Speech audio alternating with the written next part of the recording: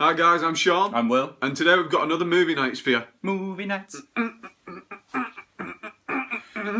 So guys, if you haven't seen any of our other previous movie nights, what we do is we basically watch a few movies and then in between each one, we break them down for you. What we like, what we dislike, no more. What we'd like about it, what we dislike, whether we recommend it. Out of 10? Out of 10, what we give it out of 10, what we compare it to. So, Will, please do the honours, show our guests. Drum roll. The Guest! Starring Dan Stevens and Micah Monroe. Micah. So, let's jump straight into this, guys. Let's watch The Guest. Here we go, guys. The Guest. Let's do this!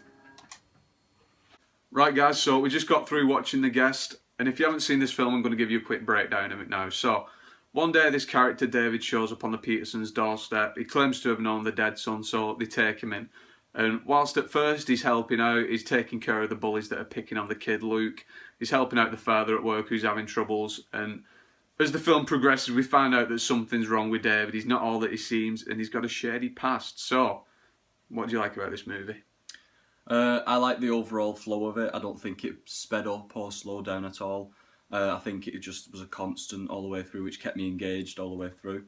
I like the way that the director didn't cast as big actors, so he cast lesser known ones, so that you could concentrate more on the plot. They could focus more on this kind of dysfunctional family, which David gets into. Like, you can really see why that they're a broken family, still dealing with the death of the son. So, like we said, you weren't distracted by these big name actors. They were just good performances, which you really bought into.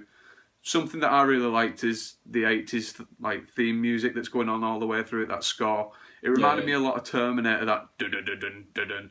Like, it reminded me of Terminator because if you watch the first Terminator, it's a really slow burn till you find out what the Terminator actually is, and it was a lot like this through the movie for David. You find out that there is something wrong with him. Like, there's little hints all the way through where he'll just be staring at the wall, and it only gets to about halfway through the film before you find out what's wrong with him. So I really like that slow burn with the music. It really helped, progress this mystery along. But while this is a mystery film with some action, I know you like the action. Yeah. The mystery was the main part of this movie, which I liked. So why don't you talk about the action? I know you like One that. of the action scenes which I thought was amazing was the bar scene. David picks Luke up from school and says, "Pick out which guys have been bullying you," and they follow him to this bar and orders Cosmopolitans for the guys, blowjob shots for the ladies. Exactly. I'll not give away too much, but the guys really don't appreciate these drinks which David they don't take to that. And go on, sorry. And the action scene it's just amazing. Like the choreography. Yeah, really good stuff. Yeah. You like the action. The only problem I didn't like was there was one scene where it was like a big shootout. The military play quite a big part towards the end of this movie. Yeah.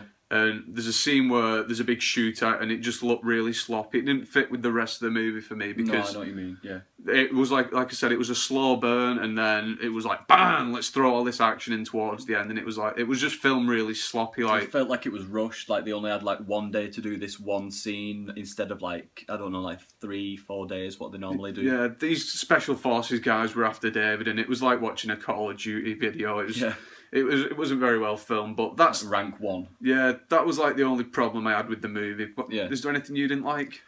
The only thing I can think of is the accent, what David has halfway through. Yeah. He sort of slips into There's a little southern twang halfway through in there. Yeah. But you've got to... Go on, sorry. It's not as bad as Michael Fassbender in X-Men First Class, brothers and sisters. Yeah. It's not that bad, but... You've got to remember that he is an English actor, so it was quite impressive that he could keep... I think it's quite a decent accent he keeps throughout the movie, but I can see what you mean where he slips up. Yeah. But I agree with you. The accent was a bit distracting at times, but I can see past it. So, what would you give this movie out of 10? Out of 10, 6. 6? Solid 6. What about you? I'd probably give it a 7 out of 10. I watched this film in cinema and I had a really good experience watching it. I didn't know much about it when I went watching it for the first time. And rewatching it again, I can always pick different things out of there, which I like. So I'd give it a 7 out of 10. You give it a 6. Yeah.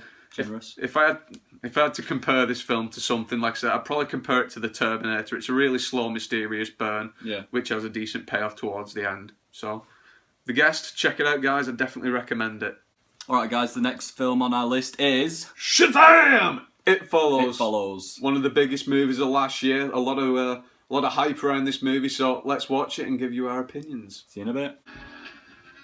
It Follows, guys. Let's do it. Let's do this!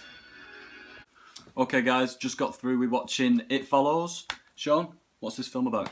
This film, it's basically about this girl called Jane. After a brief sexual encounter with this guy that she hardly knows, he knocks her unconscious, and then he says to her, basically, I've passed this thing on to you. It's kind of like an STI. Like a demon ghost It's like STI. a spectral STI of sorts. And he says, this thing, it can shape shift, it's going to follow you. When it catches you, it's going to kill you. Then it's going to go back to me. The only way to get rid of it is to go and sleep with someone else and pass it on. Yeah, pass it on down the line. Yeah, that's the only way to stay safe. If you have sex with someone else and just pass it on and hope for the best that it doesn't kill them and then come back after you. So, I want to talk about the things I liked about this film first. Okay. I thought the first 20 minutes of this movie, you don't even see the creature, but it was so effective. The opening was really impressive. For a horror movie, it really packed a punch without showing any of its cards. The opening scene, it's about this girl and she's just running around the street and you think, what's this crazy bitch doing? But you see after like why she's running, because she gets a really horrible death. Brutal. Really bad. Yeah. And after that, it just keeps ramping up the tension, and it's some really effective scares in this. Yeah. I like that there's the effective scares, but they're not really cheap scares. You know, like in more modern horror films, you get people jumping out of cupboards and like slasher and you know that music all. No, I think it's really cleverly done. Yeah, each scare in this movie is really earned because, like I said, this thing it can shapeshift. So there's a scene where they're just stood in this room, and then this guy's we IMDb'd him. He's freakishly tall, 7'7", and he just lurches into the room, and it's just so shocking because how unnatural he looks. Yeah. And like I said, the fact that this thing can shapeshift, it can look like anyone. So even when they're just talking, you can see characters and people in the background that they don't look threatening like an old woman, but it could be it. So that's one of the things that I liked about this. The shape-shifting aspect did add a lot to it. Yeah, definitely. So you're not really sure who's, like, if it's normal people or if it's it. Yeah. Another thing which really added to this movie, I think, was the score through it, this soundtrack. It was very reminiscent of the 80s slasher movies where when something's happening, it's normally quiet throughout, but when something's happening, it's da da da, really loud and prominent in your face, and it just adds to that tension and the shock value. Really good stuff. On second viewing, you can actually see a lot more than on the first viewing. The first viewing, like if you went to watch it at the cinemas and you're just watching it for the story value, but on the second viewing, you get to see, like, you see more of like the background. You and take the more notice of things in the background, which I want to talk about this now. The bad points. The second viewing, the second time you watch this film, I think it does lose a lot of its scares because definitely it kind of plays off more. The more you think about it, the more you can pick away at this plot. Like, I don't want to spoil it, but this creature, it can be physically harmed, and they shoot it once in the head, it gets back up. They shoot it twice in the head, it's dead, and then you don't see it for a long time after that. So, or is it dead? Or there you go, is it dead? Or is it dead? And it kills people in different ways. There's one kill that's really, really strange, but it never kills anyone like that ever again. Yeah. And do you want to talk about the Creeper? Paul the Creeper. Paul the Creeper. One of the characters is called Paul, and I think he's he must be like madly in love with the main character Jay. He watches her while she's sleeping. There's a scene where this guy touches her shoulder and he's just sat in the back of this car. He's sat in the back of the car and he's like, "Oh, that's my girl." Seething. No. I think he was the fucking creepiest part of this film, but no offence to the actor, but if that's what he was going for, well done. If that's not what he was going for, he fucked that up big time. But yeah, a really effective movie the first time I watched it. The second time I didn't love it so much. I don't know how you feel, but yeah. First time rating, if I had to rate this movie, I'd give it a 7 out of 10. Second time rating, I'd have to take it down to a 6, just because it loses a lot of its originality and, you start picking away at the plot. Yeah, I'd probably agree with you. The first time watching it, you think, oh, it's good this, and then the second time, you start thinking more about how the ghost will like take on these people. And I don't know, it's just So Yeah. the first time watching it, I'd probably give it a 6. And second time, I'd probably be a bit more harsher than you. I'd probably drop it to a 5. Ooh.